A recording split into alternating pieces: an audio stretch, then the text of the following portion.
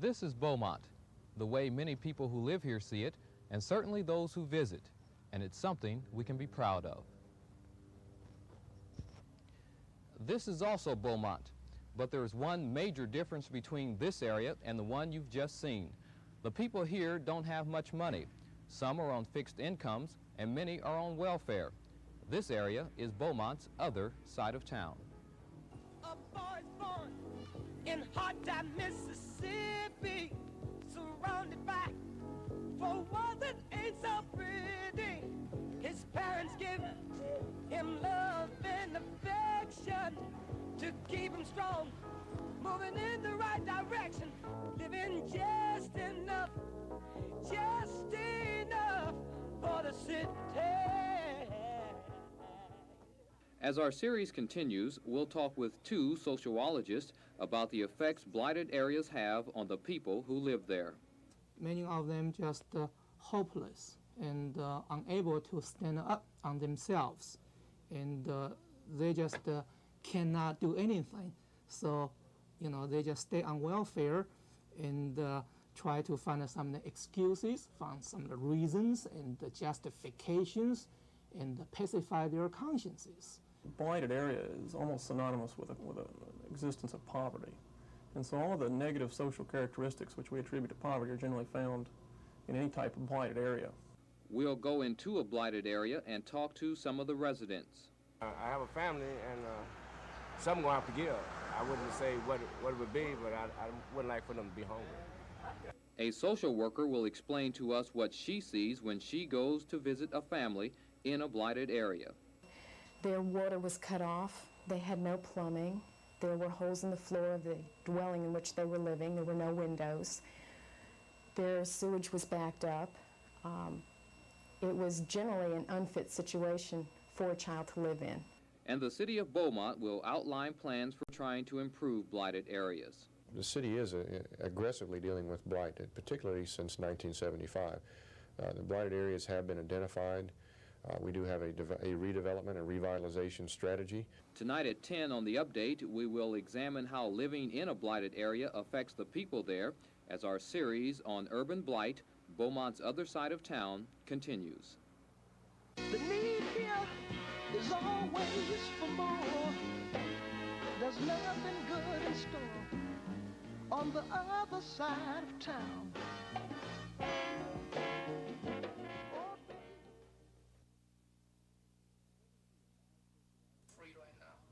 According to Lamar sociologist Dr. La Chin Ma, many of the people living in blighted areas are on the borderline of poverty. Most work in unskilled or semi-skilled jobs, and the ones who don't work are on welfare. Dr. Ma explains how these conditions can affect the people who live in blighted areas. They would not rather look into the future. They always like to have at the present time, to possess, to enjoy what is right now is real.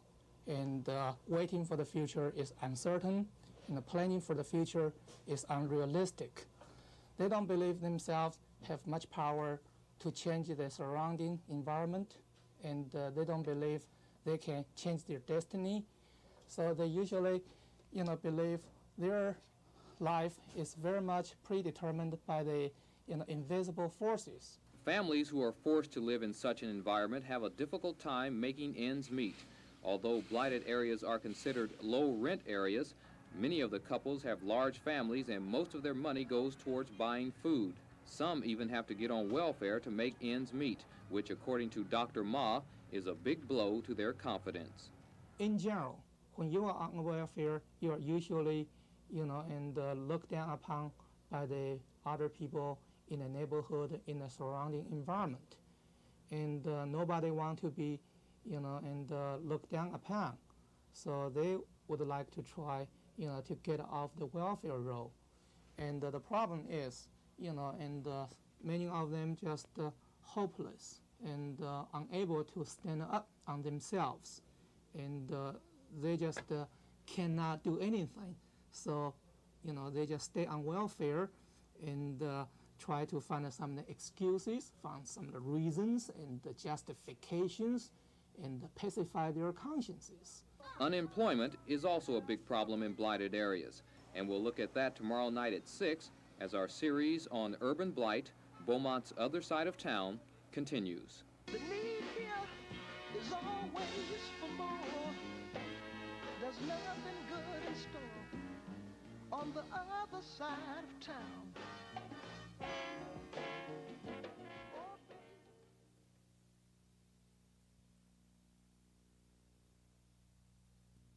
The Labor Department has a designation which they use. It's called a discouraged worker. A discouraged worker is one who has given up the search for a job.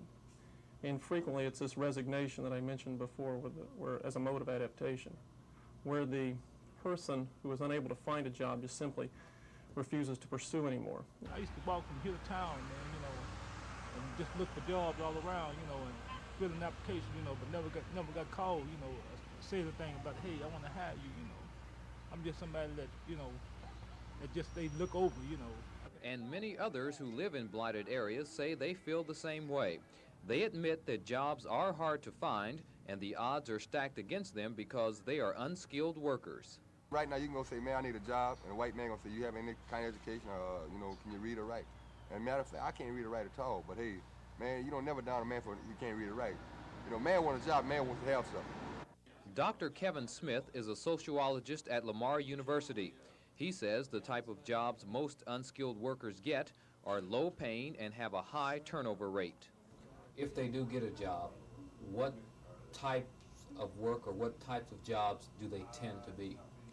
Well, I think you can rest a lot of confidence in the fact that these jobs will be unskilled or semi-skilled. They're going to be jobs characterized by a good deal of dissatisfaction. The workers are not going to enjoy the intrinsic quality of the work. They're also going to be jobs which involve no career ladders, no career promotions, high turnover rate, high absenteeism jobs. They're jobs which involve a lot of physical activities and are generally the more unpleasant jobs which society has to fulfill in order to function. Well, how does Double Trey got down there? Budweiser, I had to say 4. Well, put it out there. It's his plate. You don't play it too fast. No, it's his plate. You play it down Big Six. Yeah, A scene like this one is not uncommon in blighted areas. If you don't have a job to go to, then you find some other way to pass the time. Tonight at 10 on The Update, a look at crime in blighted areas as our series, Urban Blight, Beaumont's Other Side of Town, continues. The need here is always for more. There's nothing good in store on the other side of town.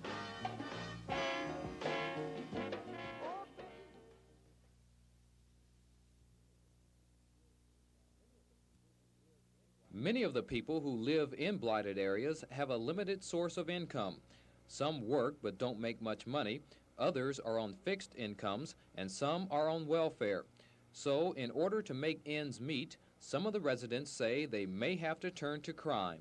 But I can't see what's happening now, man. I can't understand it. All I can understand is one thing. When I can't get, I'm going to take. According to the sociological research, and it has been found higher crime rates among the blight and the ghetto and the slum neighborhoods in the inner city areas and then in the other parts of the town. I think this kind of situation has very much to do with the social cultural environment and also the educational institution. But not everyone in blighted areas believe that crime is the answer to solving their problems. Many just make do with what they have. As long as a man can be happy here on this earth, it's better for him. Out of all the money in the world, you can have all the money in the world and yet not be satisfied. But now, what I'm doing now, I'm doing a little hunting and fishing and picking up cans, aluminum cans, trying to survive. It's been very, very hard, the way society mistreating people, my opinion. It's hard, man. 'Cause life nowadays, partner, you ain't got nothing, you ain't gonna get it. So try to make, what you do, man, is ask the Lord, man, for take care of your mom and dad until you get on your feet again. Tomorrow night at 6, a look at housing in blighted areas. The need here is always for more. There's nothing good in store on the other side of town.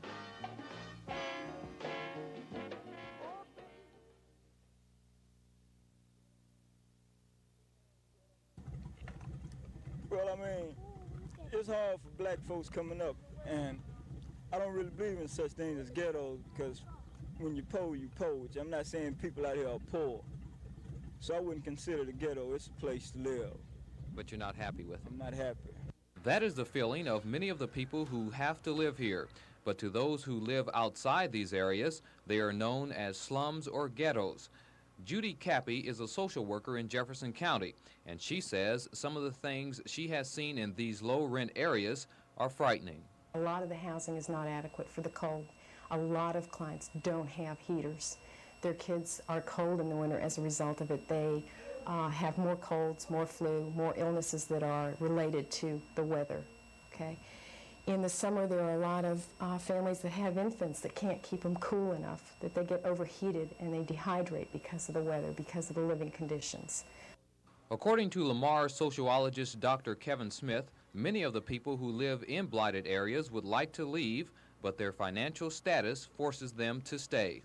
Few of them actually leave the blighted area. It becomes a way of life, and individuals don't geographically leave in that rate of numbers. A few do, but most don't, and it does tend to perpetuate itself. And poverty historically has perpetuated itself and will continue to perpetuate itself. If you could move away from here, where would you want to go? If I could move away from here, I would like to move in a project house, you know what I mean? Like in the Magnolia Gardens, or live out out in Hillsborough, somewhere like that. Yes, I would. But you would like to stay in a place where the rent is fairly low? I sure would, because I don't get that much money. Children who grow up in environments like this one are faced with several problems. We'll look at some of those problems tonight at 10 o'clock on The Update as our series on urban blight, Beaumont's Other Side of Town, continues. The need here is always for more. There's nothing good in store on the other side of town.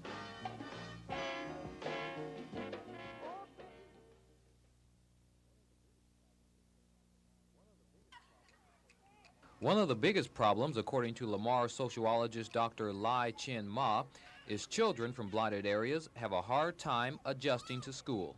They may have some difficulties, in the fair competition process with others, and a lot of times they may get just lost, and don't know where they are, and so I think, they may have more and more problems in their schooling years, in their educational process, and in their general development, of personality.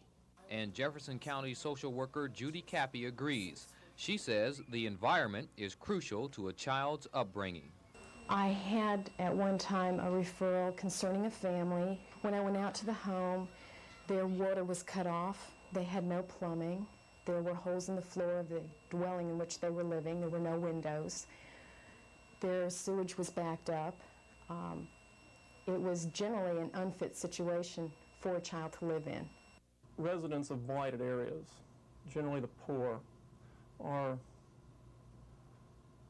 they begin with an existence of failure as compared to middle-class values and middle-class norms.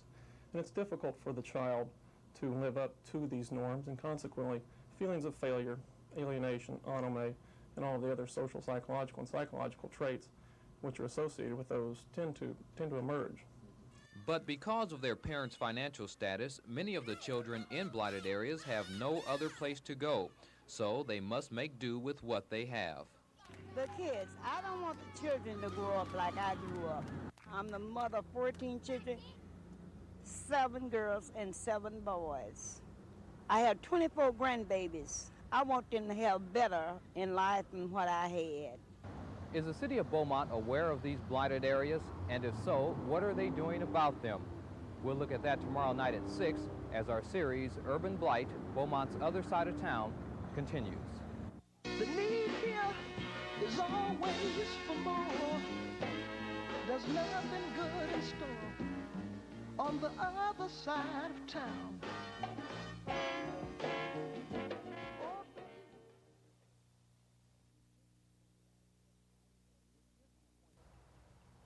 It should be pointed out that blighted areas cannot be upgraded overnight. City officials say it is a long, slow process, but one that is given a lot of attention. Is the city trying to do anything about these areas, and if so, what? Yes, the city is aggressively dealing with blight, particularly since 1975. The blighted areas have been identified. We do have a redevelopment and revitalization strategy. The city uses community development block grant funds, which are devoted almost exclusively to encouraging the revitalization and the conservation of these areas that have experienced blight in the past. So in Beaumont's case, the use of community development block grant money is crucial to the revitalization of blighted areas. The areas in blue on this map clearly show where the blighted areas of Beaumont are. If we couldn't find funds, then the improvements that we would want to make and have been making in the past, improvements to the street system, to parks, to the utilities, these kind of things would no longer be possible. There's no question that in the absence of the strong government involvement in a deteriorated area, the area will not in itself turn around and come back. So is there ever going to be an end to blighted areas? Lamar sociologist Dr. Kevin Smith says no. There's a lot of perhaps explanations and suggestions that can be offered as to how to get rid of poverty, get rid of blighted areas, but in the long run, none of them are minor adjustments. They are major adjustments which society would have to undertake, and I think the commitment necessary to make those types of adjustments currently is beyond our collective consciousness as a country. But McClendon is more optimistic about upgrading blighted areas, especially in Beaumont. I would like to think that that eventually that what we would call blight today would be in the future would be just considered maybe marginally substandard. I mean, blight is a relative term. The need here is always for more. There's nothing good in store on the other side of town.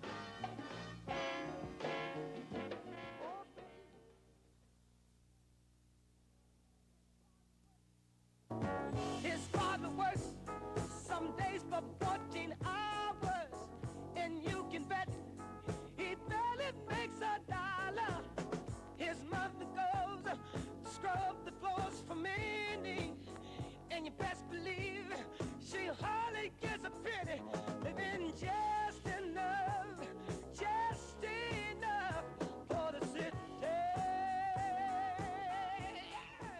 It make no difference if it's green, purple, or yellow. Man, give a man a chance. Give a man a chance to your health, sir. Give him a chance. And that's the feeling of many of the people who live in blighted areas. They say they want the chance to make their lives better, but fear that chance will never come. One of the results is high unemployment. What Reagan is going to do is put more violence in the streets than what it ever have been, you know. It's going to be more violence in the streets than what it used to be, you know. Because when people start getting where they can't get what they used to have, they can start taking. Yeah. When jobs can't be found and there is no source of income, some of the residents in blighted areas say they'll just have to make do the best way they can. What I'm doing now, I'm doing a little hunting and fishing and picking up cans, aluminum cans, trying to survive. It's been very, very hard, the way society mistreating people, my opinion. The children who grow up in blighted areas also suffer. A lot of the buildings that are shabbily put together that haven't been repaired, they run the risk of cutting their hands on open glass windows that have been broken out, nails that are not hammered in the way they should be that catch kids on their clothing or their skin. The city of Beaumont says it is aware of these blighted areas and is working to improve them. The city uses community development block grant funds, which are devoted almost exclusively to encouraging the revitalization and the conservation of these areas that have experienced blight in the past. Beaumont is one of many cities across this country that has a problem with urban blight. If living in a $200,000 home in Beaumont is your fantasy, then this is the reality. For the past 4 nights, I have given you an in-depth look into some of the blighted areas of Beaumont. My purpose was not to bring about any sweeping changes, but just to make you aware of Beaumont's other side of town. The need here is always for more. There's nothing good in store on the other side of town.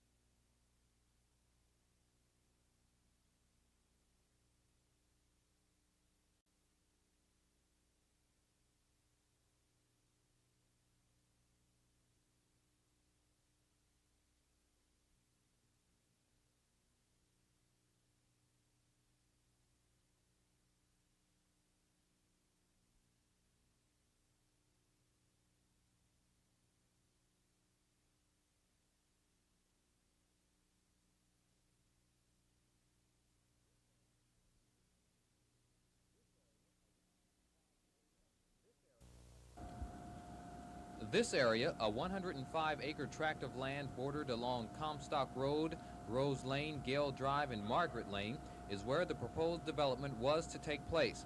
However, the unexpected happened at City Council. The council was scheduled to make a final decision on whether or not to let developers start construction here. Instead, the mayor stated that he had been served with an injunction right before the start of the meeting, and the injunction barred the entire council from taking any action on the proposed North End project. The announcement stunned the crowd of North End residents, and afterwards they filed out of City Council chambers. After the regular session of council ended, I spoke to the mayor about the injunction. Well, I received that just prior to council meeting and have appropriately given that to our legal staff, and so at this time I believe myself and no other members of council would find it appropriate to make any comment. Channel 6 News has learned that the lawyer representing the residents in the Woodland Acres addition was responsible for the injunction. The injunction bars council from taking any further action until December 3rd. Jim Oliver in Beaumont, Channel 6 News. Senator Peyton McKnight brought his campaign to the Golden Triangle, surrounded by old friends and colleagues. A state senator from Charler since 1973, McKnight announced plans to open campaign offices in Beaumont and Port Arthur. He says congressional experience is what qualifies him for the governorship. I'm familiar with the issues. I've been dealing with them in the legislature for 10 years. And almost any issue that you mention, I have some sort of a record.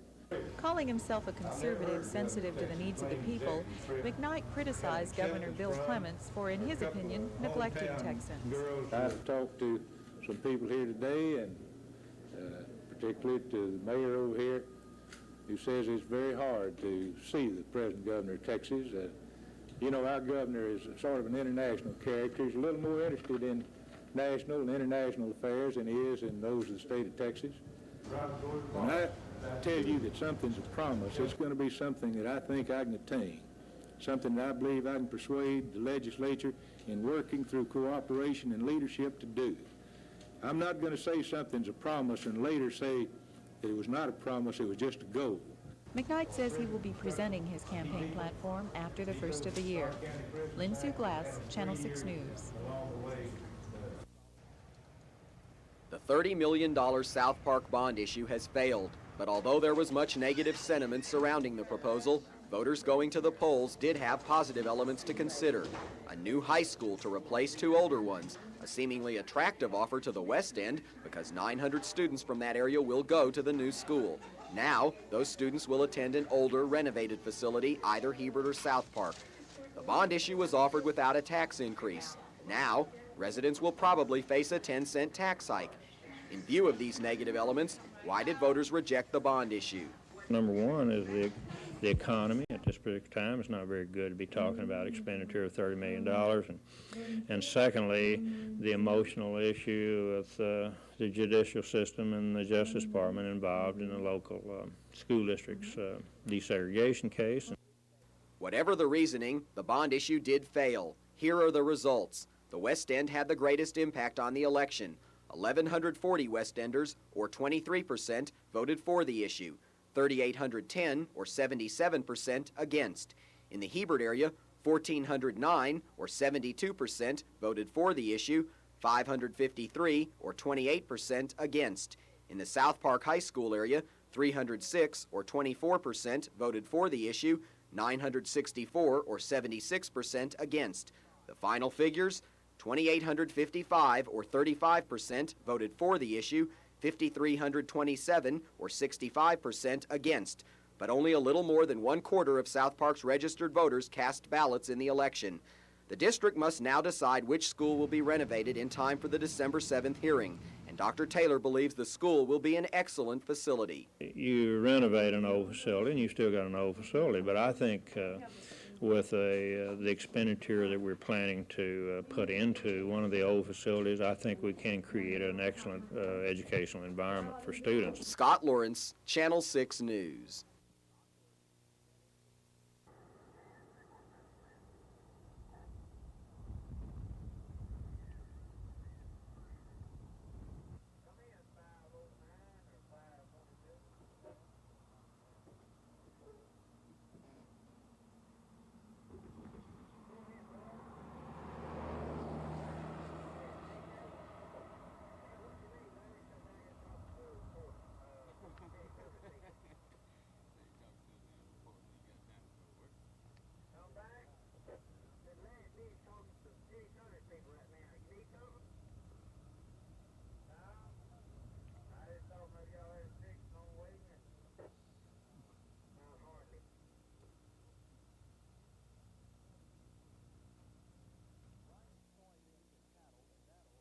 Rice, soybeans, and cattle, in that order, are the primary crops in Jefferson County. Adverse weather conditions in past months, coupled with poor world market prices, are taking their toll on 1981 crops, in the sum of $9 to $14 million roughly. Rice is the hardest hit. The United States produces only 2% of all world rice. That leaves our country with no voice in the world market. We just don't produce enough.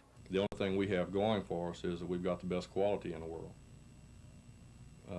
We have some good, substantial markets overseas, but we've priced ourselves out of a lot of markets because it's cost us so much to grow it. Wyndham explains that rice farmers on the average invest about $550 in every acre. Because world market prices are driven down by low demand, farmers can expect only a $400 return on each acre. Soybeans have been most affected by poor weather conditions during the summer months. The crop is still being harvested, but farmers have seen better crops in the past. What about the future, 1982? It looks awful. It looks worse than it did in 1981. And why is that? Because your inflation rate, your equipment prices, repairs are continuing to go up, and we're basically on prices we received in 1975. Terry Elliott, Channel 6 News. Okay, we own a bank in Houston. The planned unit development was scheduled to be voted on yesterday at the regular meeting of the Beaumont City Council, but because the mayor was served with an injunction, the item was delayed until after December 3rd. Residents living in the north end of Beaumont, where the development was to take place, say drainage is not their only concern. We've had severe flooding in the area. Any more development without some corrective measures being taken is going to make it much worse than it already has, and about over half of the houses out here has already had water in them. Of course, drainage is not our only problem. We would have a traffic flow problem. They proposed to open Rose Lane and Gale, and as you've seen, the two streets could not carry very much traffic. They're a blacktop street, very narrow. They could not carry construction traffic at all. After the people got in, it would be a very congested area. This area was hit hard by the two floods Beaumont experienced last year, and the residents here don't want that to happen again and say if necessary, they will take the city to court to prevent further construction in the area.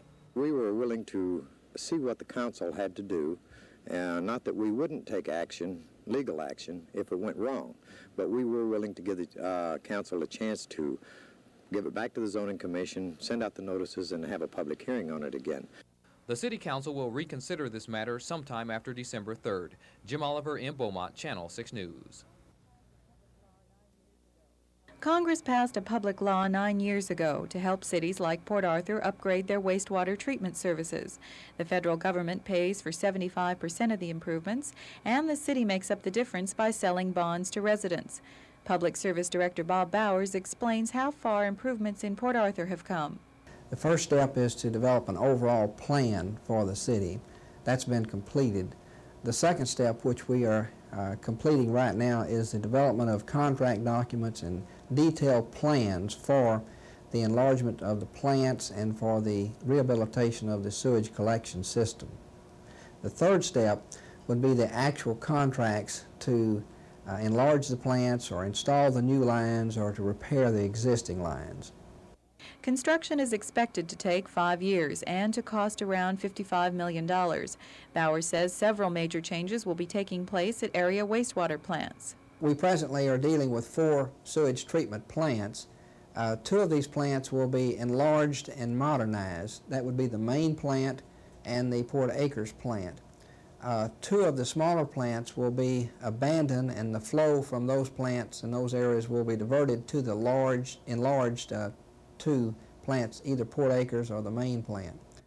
With the mood in Washington being one of cracking down on federal spending, Bowers says there's a good chance that the government could cut funding by 25% or so. Not only will that slow the project down, but it will translate into a direct 25% increase in cost for Port Arthur residents.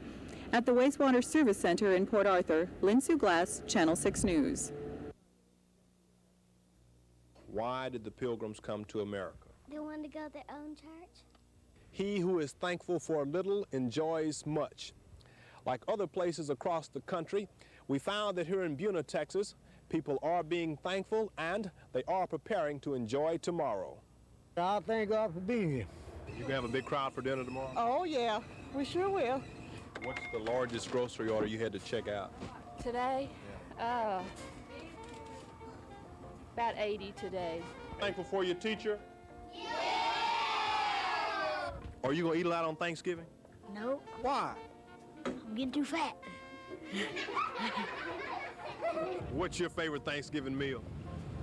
I'm dressing. Okay. I have a 95-year-old husband, and I'm so thankful that he's still with me. What's going to happen on March the 10th?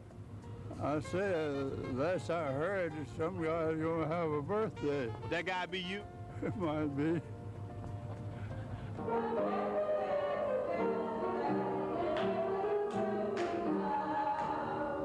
What are you going to start doing tonight? Oh, cooking turkey and thanking the Lord for being here. That's the main thing. Photographer George Garza explains a thank you just for nature.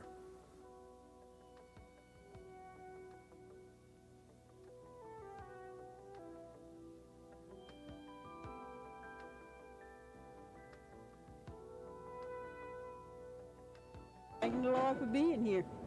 That's the main thing. From all of us to all of you, happy Thanksgiving. Wayne Sparrow, Channel 6 News.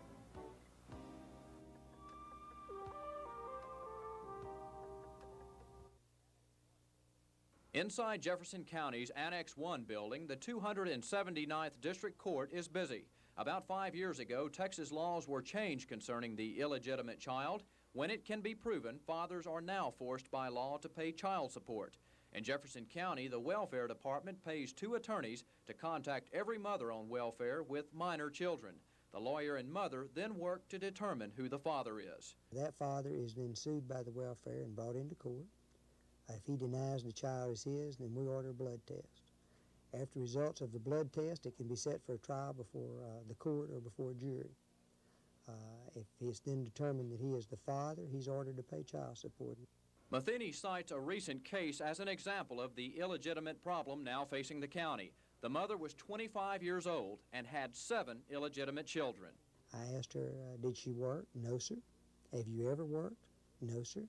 Are you looking for a job now? No, sir. Have you ever looked for a job?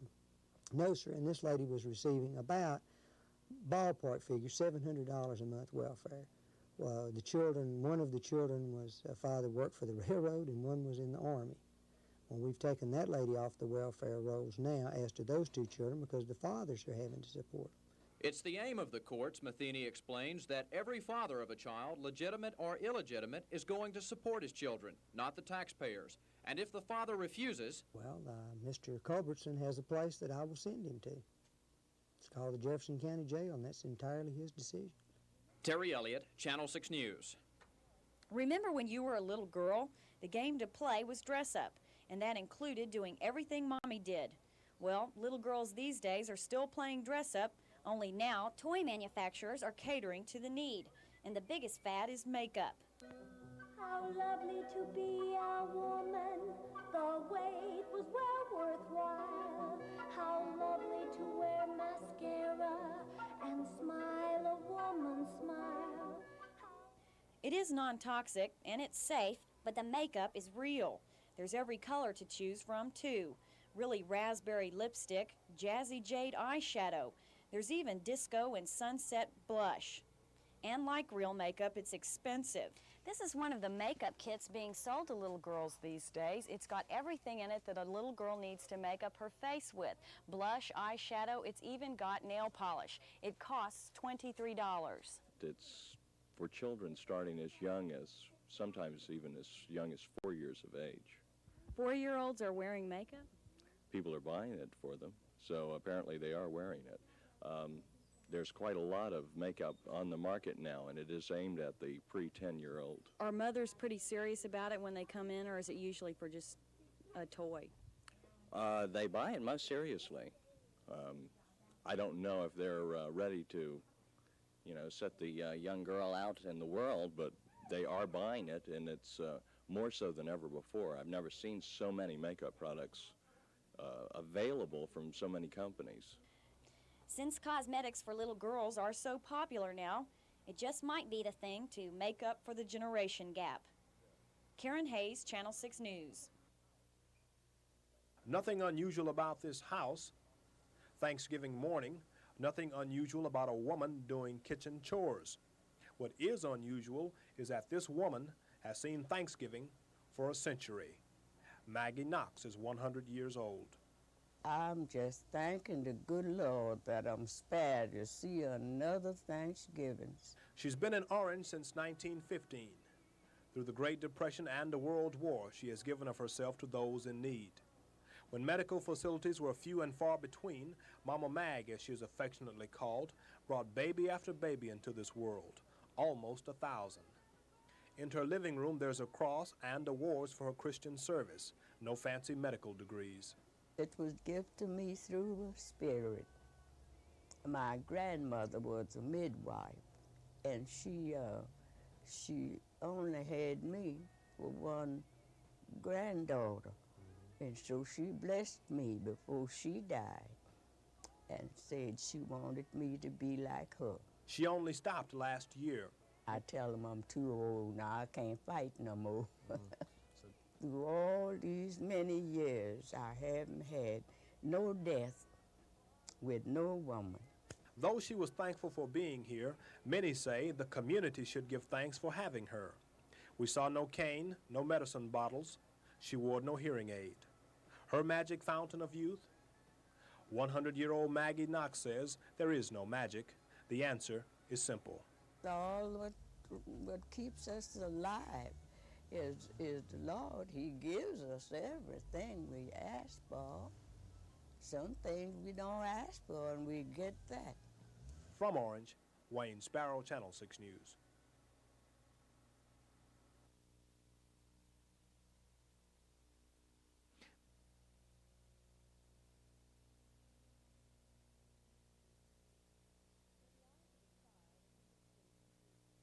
Through the eyes of a child, it can be pretty confusing.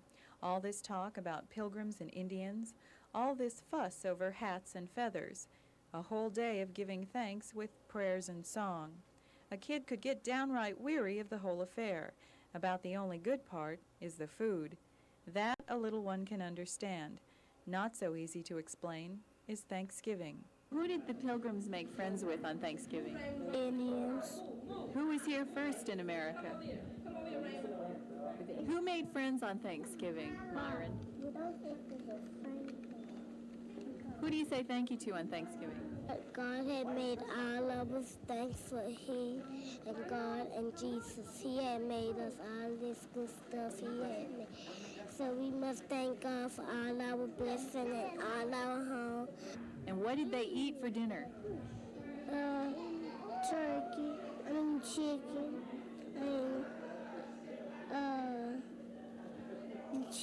turkey. Well, these things take time.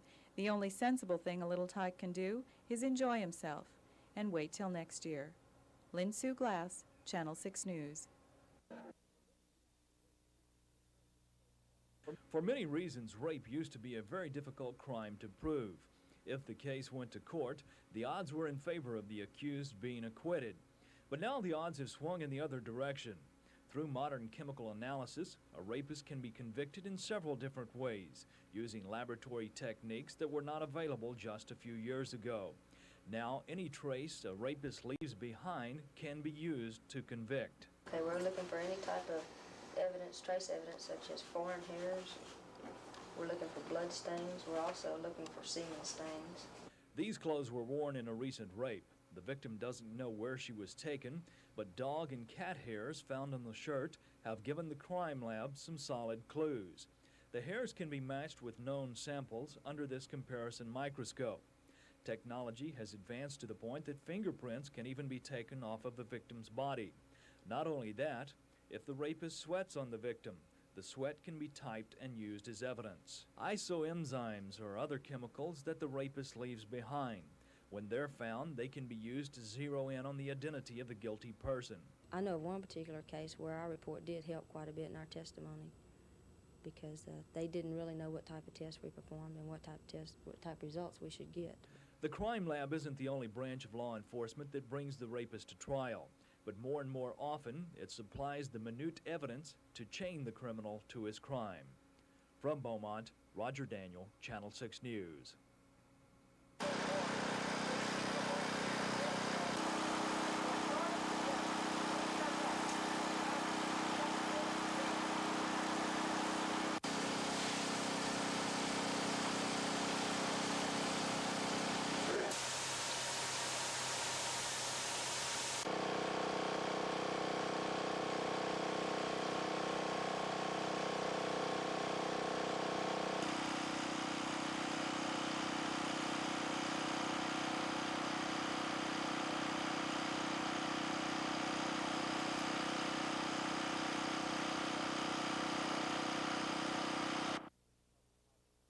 Before the work started, all three public housing complexes looked like this.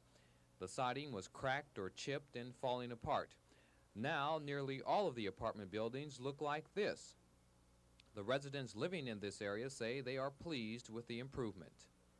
Oh, I think it's very nice. You know, it improves the buildings a lot. Well, I think they did a pretty reasonable and nice job, and in considerable time, you know, and it looks very good. It makes the place look an awful lot better. Well, I think it'll improve it, don't you? Because it's better. It looks much better. I think this is the best thing that Beaumont Housing Authority has done for the house. Do you think it makes an improvement? Yes, it does. Some work is still being done here at the Nature's Park homes, and the Beaumont Housing Authority says all the bad siding should be replaced by mid-December. The funding for this project is being furnished by the Department of Housing and Urban Development. Jim Oliver in Beaumont, Channel 6 News. The cars begin stacking up at the freeway exits. When you get to the parking lot, it's tough to find a space.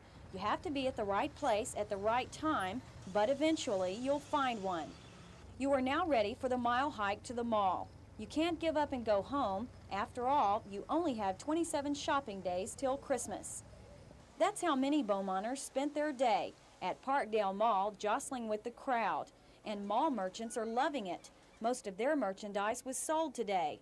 Perhaps the only thing hurting is their feet. Our business has been great all day, and I think we're going to do a lot better, and we've done a lot better already. The business is going real good. It's starting to pick up, especially today. You can hear the slight sound of sleigh bells coming over the the snowbanks now, so business has been good today. To some, it's a chore to fight the crowds. To others, the crowds are a sight to behold. It's really fantastic to see all the people out today. Wow.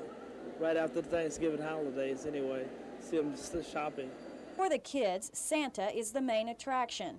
And for Santa, well, he's got the toughest job of all. President Reagan cut back on elf salaries this year, so he's a little short-staffed. But he still has a month to go. And after all, he's never let anyone down before. In Parkdale Mall, Karen Hayes, Channel 6 News. You find them in convenience stores all over town, electronic video game addicts, feverishly spending their quarters and dying for a chance to tackle the beeping, blipping machine. Because of their growing popularity, manufacturers have started selling smaller, affordable versions you can play on your TV at home. Local retailers say sales are skyrocketing, and they expect the games to be a hot item for Christmas shoppers. They've already outsold for 1982. They can't deliver enough products through the next year, so we already know what our sales are going to be, and they're just going to be outrageous. It used to be just kids who liked electronic games, but that's not the case anymore. Who's buying and who's playing? The parents are buying and winding up playing themselves. It's like electric trains used to be. Dad will buy them for the kids, but he'll wind up using it probably more so than the kids. Electronic games range in price from about $30 to several hundred. But if you want something a little more versatile and you're willing to pay for it, you can buy a video computer. It starts around $400, but it not only plays games, it will also write programs and log business figures. Lots of times where you find arcade games and stuff aren't particular in family environments, and it's a family environment where the parents have got some control over it. So I think it's, that's going to be the way of the future of it. Even though buying one of these machines can be quite an investment, they are a lot of fun, and they can come in pretty handy when it's time to sit down and make out your Christmas shopping list. In Beaumont, Lynn Sue Glass, Channel 6 News. Crime inevitably takes a turn for the worse during the holiday season, and although shop owners are taking precautions to slow the onslaught, you, the consumer, will ultimately be affected. Every place has to make up for the things that are stolen due to shoplifting, so they have to increase the prices due to that. Golden Triangle jewelry stores have been prime targets for burglars in recent weeks, and with increased traffic during the holiday season, this manager has been forced to take action. We have a security guard hired that will be here working during what we feel will be the busiest days. Most homeowners can't hire security guards, and they're concerned about crime. Is crime something that concerns you personally? Very much so. Yes, indeed, especially since I live alone. You had mentioned something about a neighborhood watch program? Yes, I've attended 2 neighborhood watch programs, and I adhere to all their rules. And I feel more secure since I've been doing that.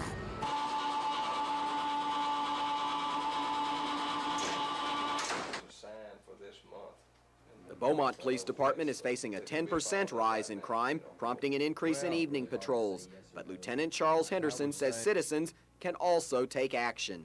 Shop owners, train your employees to be more observant as far as shoplifters go. Okay, if you're an employee and you're being robbed, cooperate with the robber. As far as burglaries, probably a neighborhood watch would be the most effective way to prevent a burglary. The basis of the Neighborhood Watch program is watching out for the other person, and they watch out for you. Families we spoke with say it allows them to sleep a little better each night. Scott Lawrence, Channel 6 News. Yesterday, Candace Como saw her dad carve the Thanksgiving turkey. Today, she watched him bring in a new season with another carving.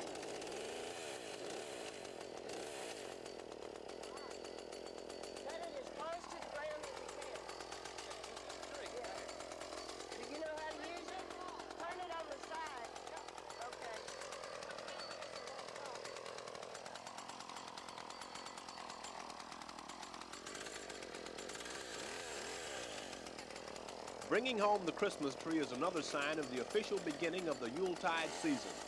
On his Christmas tree farm, Wade Kostick says the money crunch hasn't crunched Christmas tree tradition.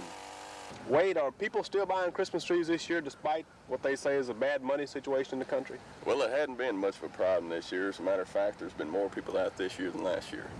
With 5,000 trees here, thousands of trees on other Christmas tree farms, imported trees on store parking lots, and even artificial trees, by December 25th, all will probably be gone. The Christmas tree madness is a tradition, and it sometimes starts earlier than you think. We've had some people want to come out in January right after Christmas and pick the trees, but well, Old Duke is a witness that it started, so no matter where you choose to go or what kind you want, good luck. From Mauriceville, Wayne Sparrow, Channel 6 News.